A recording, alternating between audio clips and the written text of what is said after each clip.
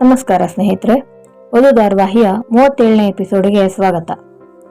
Sarthak ವಧುನ meet ಆಗೋಕೆ ಬಂದಿರ್ತಾನೆ. ವಧು ಬೇಜಾರಲ್ಲಿ ಕೂತಿರ್ತಾಳೆ.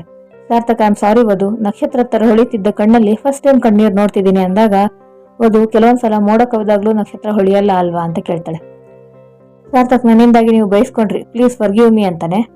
ವಧು ಕ್ಷಮೆ ಕೇಳೋಂಥ ತಪ್ಪು ನೀವೇನೂ ಮಾಡಿಲ್ಲ, ನಿಮ್ಮ ತಾಯಿಯವ್ರು ಬಂದು ಬೈದಿದ್ದಕ್ಕೆ ನಂಗೇನು ಅಷ್ಟು ಬೇಜಾರಾಗಿಲ್ಲ. ಆದ್ರೆ ನಮ್ಮನೆಯವ್ರ ಹತ್ರ ತುಂಬಾ ರೂಢಾಗಿ ನಡ್ಕೊಂಡ್ಬಿಟ್ರು, ಅದು ಬೇಜಾರಾಗಿದ್ದು. ಹಾಗೆ ನಮ್ಮನೆಯವ್ರಿಗೂ ಅದೇ ಬೇಜಾರಾಗಿದೆ. ನಂಗೆ ಪ್ರೊಫೆಷನಲ್ ಲೈಫ್ನ ಪರ್ಸನಲ್ ಲೈಫಲ್ಲಿ ಇನ್ವಾಲ್ವ್ ಮಾಡೋಕೆ ಇಷ್ಟ ಇಲ್ಲ.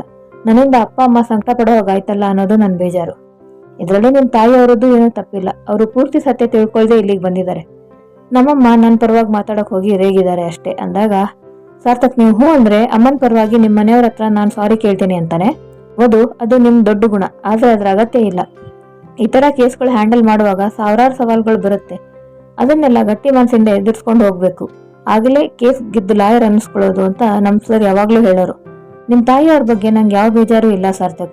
ಅವ್ರ ಮನ್ಸಿಗೆ ಬಂದ ಅನುಮಾನನ ಮಾತಿನ ಮೂಲಕ ಬಗೆಹರಿಸ್ಕೊಳ್ಳೋಕೆ ಇಲ್ಲಿಗೆ ಬಂದಿದ್ರು. ಅಂಡ್ ಆ ಟೈಮಲ್ಲಿ ಕೋಪ ಬರೋದು ಸಹಜಾನೇ ಅಂತಾಳೆ. ಸಾರ್ಥಕ್ ಅಮ್ಮಂಗೆ ಡಿವೋರ್ಸ್ ಬಗ್ಗೆ ಗೊತ್ತಾಗಿಲ್ಲ ಅಲ್ವಾ ಅಂತ ಕೇಳ್ತಾನೆ. ವಧು ಇಲ್ಲ, ಆದ್ರೆ ಅವರಿಗೆ ಬೇಗ ಹೇಳೋದು ಒಳ್ಳೇದು ಅಂದಾಗ ಸಾರ್ಥಕ್ ಅವ್ರಿಗೆ ವಿಷಯ ಹೇಳೋಕೆ ಟ್ರೈ ಮಾಡ್ತೀನಿ ಅಂತಾನೆ. ಅಷ್ಟರಲ್ಲಿ ದಿಶಾ ಅಲ್ಲಿಗೆ ನೀರು ತಗೊಂಡ್ ಬರ್ತಾಳೆ. ನೀರ್ ತಗೊಂಡ್ಬರುವಾಗ ನೀರ್ ಚೆಲ್ತಾಳೆ. ಮನೆಗೆ ಬಂದಿರೋ ಅತಿಥಿಗೆ ನೀರ್ ಕೊಡೋದು ನಮ್ ಸಂಪ್ರದಾಯ ಅಂತ ಸಾರ್ಥಕ್ಗೆ ನೀರ್ ಕೊಟ್ಟು ಏನೇ ವಿಷಯ ಇದ್ರೂ ಬೇಗ ತಿಳಿಸ್ಬೇಕು, ಇಲ್ಲಾಂದ್ರೆ ಫ್ರೆಂಡ್ಶಿಪ್ಗೆ ತೊಂದರೆ ಆಗುತ್ತೆ ಅಂದಾಗ ಅದು ಏನ್ ಹೇಳ್ತಿದ್ಯಾ ಅಂತ ಕೇಳ್ತಾಳೆ. ಸಾರ್ಥಕ್ ಬಿಡಿ ಮಗು, ಇಟ್ಸ್ ಓಕೆ ಅಂತಾನೆ. ನಾನು ಹೊರಡ್ತೀನಿ ಅಂತ ಸಾರ್ಥಕ್ ಹೊರಟಾಗ ದಿಶಾ ಇಲ್ಲೊಬ್ಳಿದಾಳೆ, ಅವಳನ್ನ ಪರಿಚಯ ಮಾಡ್ಕೋಬೇಕು ಅನ್ನೋ ಕಾಮನ್ ಸೆನ್ಸ್ ಇಲ್ವಾ ಅಂದಾಗ ಅದು ಎಷ್ಟೇ ಮಾತಾಡ್ತೀಯಾ ಅಂತಾಳೆ. ಸಾರ್ಥಕ್ ವಧು ಬಿಡಿ, ಮಕ್ಳು ಬಾಯಲ್ಲಿ ಮಾತು ಕೇಳೋದು ಎಷ್ಟು ಚಂದ ಅನ್ಸುತ್ತೆ ಅಂತ ಹೇಳಿ ದಿಶಾ ಹತ್ರ ಪರಿಚಯ ಮಾಡ್ಕೋತಾನೆ. ಸಾರ್ಥಕ್ ಬರ್ತೀನಿ ಅಂತ ಹೊರಟಾಗ ನೀರ್ ಮೇಲೆ ಕಾಲಿಟ್ಟು ಜಾರ್ ಬೀಳ್ತಾನೆ. ವಧು ಅವನನ್ನು ಹಿಡ್ಕೋತಾಳೆ. ಇಬ್ರು ಹಿಂದೆ ಇದ್ದು ಸೋಫಾ ಮೇಲೆ ಬೀಳ್ತಾರೆ.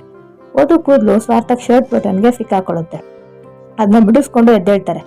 ಅಷ್ಟರಲ್ಲಿ ಗೀತಾ ಅವರು ದಿಶಾನ ಕರೀತಾರೆ. ಈ ಕಡೆ ಸಚಿನ್ ಕಷ್ಟ ಕಾಲದಲ್ಲಿ ಬೇಕಾಗುತ್ತೆ ಅಂತ ಆ ನೆಕ್ಲೆಸ್ ಬಿಡಿಸ್ಕೊಂಡು ತಂದಿಟ್ಕೊಂಡ್ರೆ ಅದಕ್ಕೂ ಕಲ್ಲು ಹಾಕ್ಬಿಟ್ರಲ್ಲಪ್ಪ, ಛೇ ಇರ್ಲಿ, ನಂಗೆ 5 ಲಕ್ಷ ಸಿಕ್ತಲ್ಲ, ಫಸ್ಟ್ ಆ ನೆಕ್ಲೆಸ್ ತಗೊಂಡೋಗಿ ಅವ್ರ ಕೈಲಿಟ್ಟು ಅವ್ರ ಮುಂದೆ ಒಳ್ಳೆನಾಗ್ಬಿಡ್ಬೇಕು ಅನ್ಕೋತಾನೆ. ವಾರ್ಡ್ರೋಬಲ್ಲಿ ಎಲ್ಲಿ ಹುಡುಕಿದ್ರು ಅವ್ನು ಬಚ್ಚಿಟ್ಟಿದ್ ನೆಕ್ಲೆಸ್ ಸಿಗಲ್ಲ. ಎಲ್ಲ ಬಟ್ಟೆ ಕಿತ್ತಾಕಿರ್ತಾನೆ. ಸಹನಾ ಬಂದು ಕೇಳಿದಾಗ ನಿನ್ ರೆಡ್ ಸೀರೆ ಎಲ್ಲಿ ಅಂತ ಕೇಳ್ತಾನೆ. ಅದನ್ನ ಭೂಮಿ ಬೇಕು ಅಂತ ಕೇಳಿದ್ಲು, ಕೊಟ್ಟೆ ಅಂತ ಸಹನಾ ಹೇಳ್ತಾಳೆ. ಅವನು ಆ ರೆಡ್ ಸೀರೆಯಲ್ಲೇ ನೆಕ್ಲೆಸ್ ಬಚ್ಚಿಟ್ಟಿರ್ತಾನೆ. ಸಚಿನ್ ಕೂಡಲೇ ಭೂಮಿ ರೂಮಿಗೆ ಹೋಗಿ ರೆಡ್ ಸೀರೆ ಹುಡುಕಾಡ್ತಾನೆ, ಅಲ್ಲೆಲ್ಲೂ ಸಿಗಲ್ಲ. ಅವನಲ್ಲಿಂದ ಮೇಲ್ ಬಂದಾಗ ವಧು ಮತ್ತೆ ಸಾರ್ಥಕ್ ಮಾತಾಡ್ತಿರ್ತಾರೆ. ವಧು ಸಾರ್ಥಕ್ ಹತ್ರ ನಾನು ನಿಮ್ಮ ಹತ್ರ ತಗೊಂಡಿರೋ 5 ಲಕ್ಷನ ನಂಗೆ ಕೊಡೋ ಫೀಸಲ್ಲೇ ಆದಷ್ಟು ಅಡ್ಜಸ್ಟ್ ಮಾಡ್ಕೊಳ್ಳಿ ಅಂತ ಹೇಳ್ತಾಳೆ. ಸಾರ್ಥಕ್ ನಾನು ಇವಾಗ ದುಡ್ಡು ಕೇಳಿದ್ನ ನಿಮ್ಮ ಹತ್ರ ಅಂತ ಕೇಳ್ತಾನೆ. ಅದಕ್ಕೆ ವಧು ದುಡ್ಡು ಕೊಟ್ಟು ನೀವು ಮರ್ತು ಬಿಡ್ಬೋದು, ಆದ್ರೆ ನಾನು ಮರಿಬಾರ್ದಲ್ವಾ, ಕೇಳಿದ ತಕ್ಷಣ ದುಡ್ಡು ಕೊಟ್ಟಿದ್ದೀರಾ ಅಂತಾಳೆ. ಸಾರ್ಥಕ್ ಹೊರಡ್ತಾನೆ. ಎದುರಿಗೆ ಸಚಿನ್ ಸಿಕ್ಕು ನಾನು ಸಚಿನ್ ಅಂತ ವಧು ಬಾವ ಅಂತ ಪರಿಚಯ ಮಾಡ್ಕೊಂಡಾಗ ಸಾರ್ಥಕ್ ಶೇಕ್ ಹ್ಯಾಂಡ್ ಮಾಡಲ್ಲ.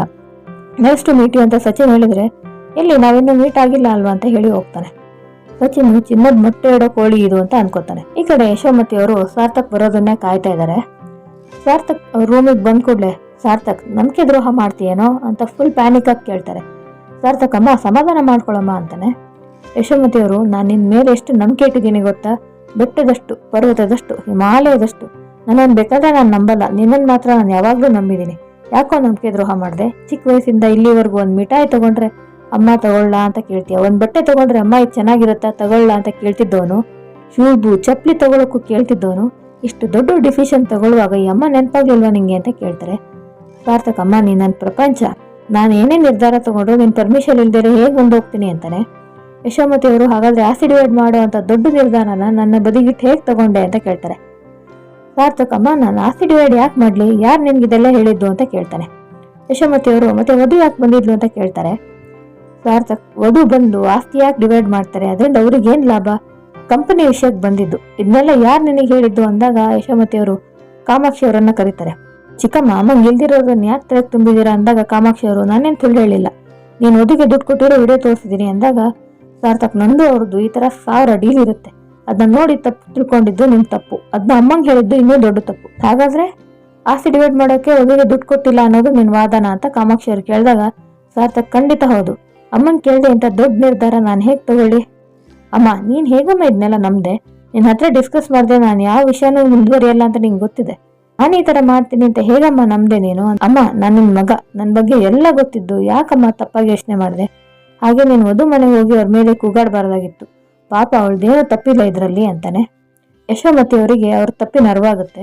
ತುಂಬ ಪಶ್ಚಾತ್ತಾಪ ಪಡ್ತಾರೆ. ವಧು ಮನೆಯಲ್ಲಿ ಶಂಕರ್ ಅವರು ವಧು ಅಂತ ಹೆಸರಿಟ್ಟಿರೋದೇ ನಿಂಗೆ ಮುಳುವಾಗಿದೆ. ವಧು ಅಂತ ಹೆಸರಿಟ್ಟು ನಿನಗೆ ವರ ಆಗೋ ಬದಲು ಅದೇ ಶಾಪ ಆಗೋಗಿದೆ ಅಂತಾರೆ. ವಧು ನಾನು ಮದುವೆ ಆಗಿಲ್ಲ ಅಂತ ನಿಂಗೂ ಬೇಜಾರಿದೆಯಪ್ಪ ಅಂತ ಕೇಳಿದಾಗ ಶಂಕರ್ ಅವರು ನೀನು ಮದುವೆ ಆಗಬೇಕು ಅನ್ನೋ ಆಸೆ ಇದೆ, ಆದರೆ ಆ ಥರ ಇಲ್ಲ. ನೀನು ಇಷ್ಟಪಟ್ಟವನೇ ಆಗಲಿ ಅಂತ ನಾನು ಇಷ್ಟು ದಿನ ಸುಮ್ಮನಿದ್ದೆ. ಆದರೆ ಹುಡುಕೊಂಡು ಬಂದ ಸಂಬಂಧ ಕೂಡ್ಕೊಳ್ಳೋಕೆ ಮುಂಚೆನೇ ಕರೆದುಕೊಳ್ಳೋ ಹಾಗಾಯ್ತಲ್ಲ ಅಂತ ಮನಸ್ಸಲ್ಲಿ ಕುರಿತಿದೆ. ಇದಕ್ಕೆಲ್ಲ ಒಂದು ಪರಿಹಾರ ಇದೆ. ನಿಂಗೆ ಶಾಪ ಆಗಿ ಕಾಡ್ತಿರೋ ಆ ವಧು ಅನ್ನೋ ಹೆಸರನ್ನ ಬದಲಾಯಿಸ್ಕೊ ಮಗಳೇ. ಎಷ್ಟೋ ಜನ ಈ ಥರ ಹೆಸರು ಬದಲಾಯಿಸಿದ್ಮೇಲೆ ಒಳ್ಳೇದಾಗಿಲ್ವಾ? ಹಾಗೇನೆ ಅಂತಾರೆ. ಆದರೆ ವಧು ಅದಕ್ಕೆ ಒಪ್ಕೊಳ್ಳೋದಿಲ್ಲ. ಆ ಹೆಸರು ಬದಲಾಯಿಸಿದ ಕೂಡಲೇ ಹಣೆ ಬರ ಚೇಂಜ್ ಆಗೋದಾಗಿದ್ರೆ ನಮ್ಮ ಜನ ದಿನ ಹೆಸರು ಬದಲಾಯಿಸಿರೋರು. ನನಗೆ ವಧು ಅನ್ನೋದು ಬರೀ ಹೆಸರಲ್ಲ, ನನ್ನ ಉಸಿರು. ಹೆಸರು ಬದಲಾಯಿಸಿದ ಕೂಡಲೇ ನಂಗೆ ಒಳ್ಳೇದಾಗುತ್ತೆ ಅಂತ ಗ್ಯಾರಂಟಿ ಕೊಡೋಕ್ಕಾಗತ್ತಾ ಅಪ್ಪ ಅಂತ ಶಂಕರ್ ಅವ್ರನ್ನ ಕೇಳ್ತಾಳೆ. ಹೆಸರು ಬದಲಾಯಿಸಲ್ಲ ಅನ್ನೋ ವಿಷಯದಲ್ಲಿ ಅವ್ರ ಅಪ್ಪನ ಜೊತೆ ಮಾತಾಡಿ ಅವರನ್ನ ಕನ್ವಿನ್ಸ್ ಮಾಡ್ತಾಳೆ. ಯಶೋಮತಿ ಅವರು ಮುಂದೇನು ಮಾಡ್ತಾರೆ ಮುಂದಿನ ಸಂಚಿಕೆಯಲ್ಲಿ ನೋಡೋಣ. ಧನ್ಯವಾದಗಳು.